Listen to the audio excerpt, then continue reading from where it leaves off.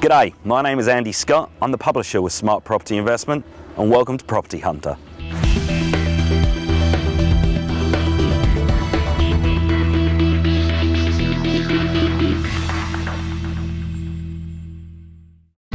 Finding the next area that's set to boom is always near the top of any property investor's list when they're looking for their next purchase. But that's only half the story.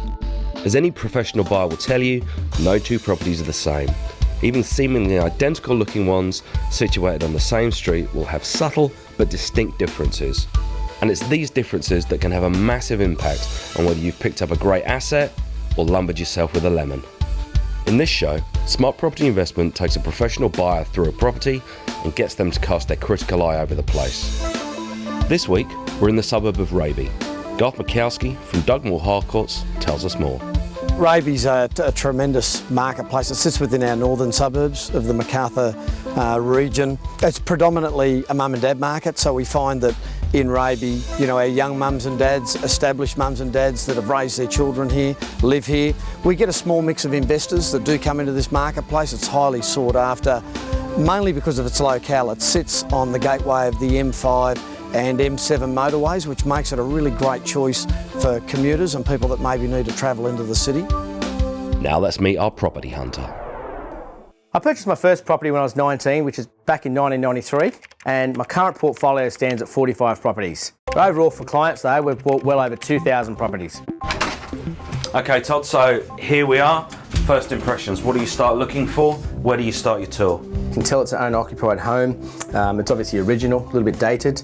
On the left-hand side here, we have a garage conversion. It's council approved, and what they've done, they've actually filled this in with it's bricked in and obviously glass through there, and they've put a carport out off the front. I'm looking at something to make money on it reasonably quickly and on-sell it, or are you looking for something to buy and hold, or does it depend on your strategy and that affects how you judge something like this? Personally, I'm more of a fan of a garage, okay, having secure parking. Outside of having a car in here, you can also have storage in here for other things as well. So the garages tend to be a little bit of a junk room for a lot of people as well. Absolutely. So where it is like now, this couldn't be a junk room. On the right hand side here, we have our lounge and dining. It is very original. Carpet's in great condition, although sort of a little bit dated. Probably an early 80s house, has the arches. That's a real simple fix to straighten that up, to make it give a bit more of a modern look. Good sized lounge, is that important? Yep, it is. It's nice. Has a good dining area in here through as well. A little bit dark in here. We do have the sun coming from a different angle. Maybe putting some downlights with some more whiter globes that are in there and brightening the place up. This is the type of property that I look at and see that there's a lot of potential here to value add when you sell. I wouldn't touch a thing in this property, probably just to clean up to once they move out, and then just get tenants in. It'll rent straight away. Okay. And then value add, make it beautiful, so when you go to sell again, people walk in and go, wow, okay, I can see what's been done here. This is a really nice renovated job, and this is good, sure. And they pay a premium for it. So Todd, we're into the kitchen. Tell me what you see. One word for me, retro. It's different, isn't it? Yes. Lots of wood, lots of early 80s. But I guess the other way you sort of got to look at this is, this has all the fundamentals of a great kitchen. It is solid. The framework is great. You can't move anything on here whatsoever. So to me, new bench top, cupboard doors open perfect. So new doors, new stainless steel appliances, get rid of the old lovely copper. Some splashbacks, you could change the whole look of this kitchen for very minimal cost. Is there anything else here that you see as easy wins, or stuff that you see as red flags that you need to be worried about? This is where I'd move that dining table area into here. Lose all this storage because it goes all the way back to the end of the fridge, as long as my arm, okay? And you've just gained that much in space. And then you can have a nice dining table here and open that up, the lounge room, and make that a bigger space as well. This looks like it's nice paneling. It's flat, it's completely smooth. This is, to all intents and purposes, this is just a picture of wood. Todd, what does this say to you? Is this something that makes you concerned? So if you're in a heated market, the real estate agent's not going to care whether you like this or don't like this, because there's going to be other buyers who are willing to buy it. So if it's a dead market, sure, there could be a negotiation piece that's in there where you could obviously negotiate on that. It's a concern for me. I don't like the wood paneling. It definitely goes. Whether it goes now or goes when you sell it, and you can just gyp rock up, no problems. Again, paint. but it's a concern for me with termites in relation to, we've got wood panelling, we've obviously got wood behind there, the framework, and so for me it's a good question. You need to be talking to your pest inspector to make sure they're up in the roof cavity, checking all on the top through here on the trusses to make sure that everything's good. What room's this? Is this one of the bedrooms? Master bedroom. Okay. So this is something that in the ensuite, something I would certainly look at doing some changes to. They have their wardrobe here. Look, yeah, that would obviously go, and you could easily put in some built-in wardrobes there. So plenty of room for the bedroom still with that with the wardrobes there. Is there a concern that this is small? Not a problem for this price property. Okay, you can get a queen size bed in here and run it off the back wall there, and still have some bedside tables off the side here. Yeah. Well, I noticed this place has an ensuite. That's got to add something to value, surely. Everyone likes an ensuite, don't they? They do, but on this one, I don't think you can swing a cat in here. It is tiny. There's not a lot you can do in here whatsoever. We literally can't both get in there at once, can we? No. Unless one of us stands. And even doing some space-saving techniques with the sink and the bench top here, there's still not enough room in here. Shower's just there. But what we do have, we have the advantage of saying that the other main bathroom is actually on the other side of this wall. Shower here, bathroom on here. Okay, so we're going to look at the other bathroom now, which is just down here. So it's through the original kitchen. Yep. Todd, here's the bathroom. So you were telling us when we looked at the other room, but whereabouts does this add on to what we've just been looking at? Straight through here. So behind this wall directly here is the ensuite, shower, and the vanity and sink were all sitting there. So, okay. So this is the loose wall that you just tapped on the other side? Correct. Okay. Yes. Yep. So, and from that stage, you could actually make a good sized shower. I'd probably lose the bath, and then obviously we've got 2 toilets, and you can go down to 1 toilet. Okay, so there's more space saving there, and then you could have a his and hers, and design this into a good sized bathroom, modernise the whole lot of it, and have a 2-way system. So door here, and still door there from the ensuite side. 3-bedroom place, this isn't Yes. it? Does that then lead a concern that maybe there aren't enough bedrooms or enough bathrooms? Sorry. In some circumstances, yes, that could be the case. Okay. But when you've got such a pokey little ensuite, no, I think people are going to look at this and say, look, now we've got a big bathroom. So, where at the moment, there's 2 of us in here now, but it's still a little bit pokey for the main bathroom. This is what, the second room or the Second or third, probably 3rd bedroom. A little bit smaller room. Still has the opportunity though, as a kid's room, that you could actually have some built-ins from here. So 2-door built-in system.